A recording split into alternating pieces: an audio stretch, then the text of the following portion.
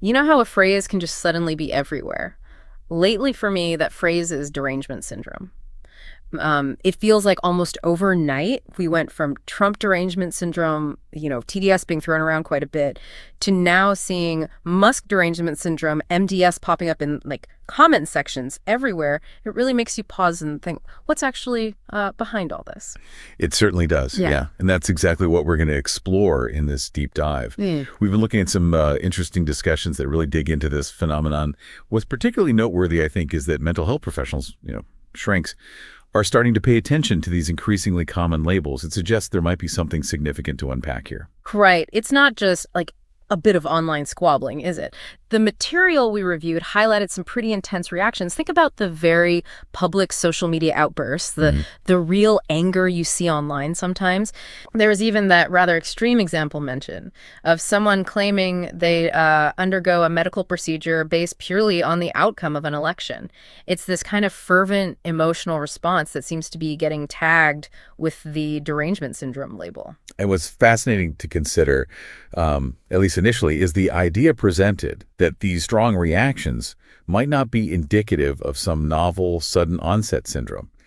The perspective suggests that for some individuals, these behaviors could actually be linked to underlying mental health issues that are perhaps being, intensified in the current climate. Ah, okay. So it's maybe less about a new disorder emerging and potentially more about existing vulnerabilities being amplified. Okay, that's a really interesting point because the term itself, derangement syndrome, it doesn't feel like it just appeared out of nowhere, does it? The material we looked at actually delved into some of its history, and while it goes back further than the Trump era, let's unpack that a bit. Absolutely. The discussions trace the term back to the Bush years, actually, with the emergence of Bush derangement syndrome, or BDS. Apparently, this label was used quite a bit by critics of Air America Radio, that progressive talk radio network that was around nationwide for a while. Which is a curious detail because one of the people in the discussion we reviewed actually worked at Air America during that time. They mentioned that while they were aware of the term being used, externally, it wasn't something they heard bandied about extensively within those circles. Right.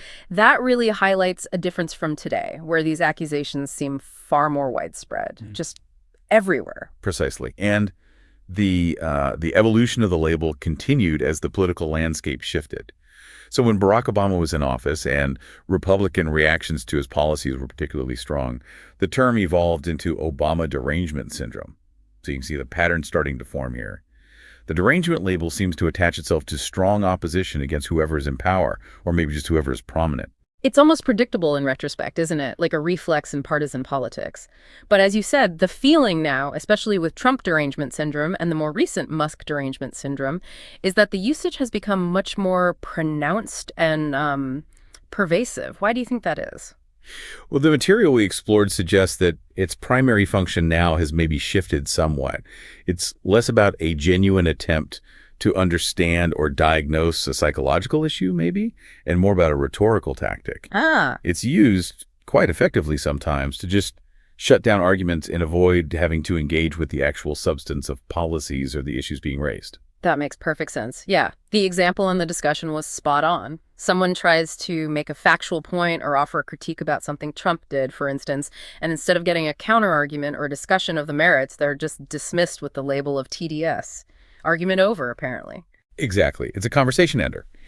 And what really brought this home for me was the anecdote shared the host mentioning they get these accusations constantly, like daily, even on social media posts that have absolutely nothing to do with politics, like pictures of their dogs. Wow, okay. That really underscores how detached from actual reasoned debate the use of this term has often become. It's like the internet's version of sticking your fingers in your ears and yelling, la, la, la, I can't hear you. The material we looked at really emphasizes that this tactic is often employed by individuals who either can't or maybe just won't engage in a more thoughtful discussion about the actual issues at hand. It's much easier to just dismiss the opposing viewpoint as some kind of irrational derangement. Which then leads to a rather intriguing and perhaps slightly concerning point that was raised. The potential for this kind of labeling to creep into formal psychological classification. This discussion touched on the DSM, the Diagnostic and Statistical Manual of Mental Disorders. Right, the big book. And the suggestion that there might be some consideration however preliminary or speculative, of whether something akin to Trump derangement syndrome might warrant a category. Yeah, that definitely makes you sit up and take notice. The discussion we reviewed even called it a weird development. The idea that strong political opposition or, intense negative reactions to a public figure could be pathologized in this way, it feels like a bit of a slippery slope. What are the implications of even considering something like that? Well, it really blurs the lines, doesn't it? Hmm. Between legitimate political disagreement, even strong emotional responses to political events, which would be perfectly normal, and what might actually constitute a genuine mental health concern. It raises a lot of questions about what we consider a normal range of emotional responses in a highly polarized political environment, and, well, when those responses might cross a threshold into something that could potentially be classified as a disorder. It's tricky territory. So as we start to wrap up this deep dive into derangement syndrome, let's maybe recap the key insights.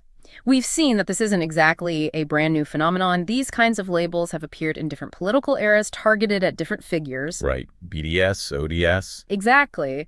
However, the way they're currently being used seems less about genuine psychological understanding and maybe more as a tool, a tactic, to shut down debate and avoid engaging with different viewpoints. A debate avoidance tactic. And now we have this potentially significant development of these concepts, maybe, just maybe, being considered within the framework of formal mental health classifications, which is, well, something to watch. Precisely. We've traced the historical trajectory of these derangement syndrome labels from Bush derangement syndrome through to the present day with TDS and MDS.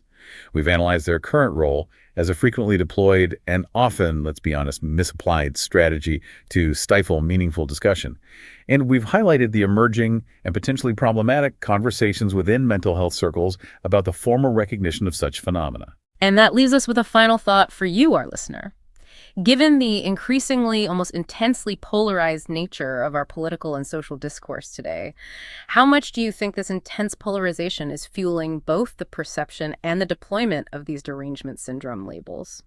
Good question. And perhaps more importantly, does focusing on labeling opposing viewpoints in this way, calling it TDS or MDS or whatever comes next, does that actually serve to distract us from understanding the genuine underlying disagreements and concerns that exist within our society?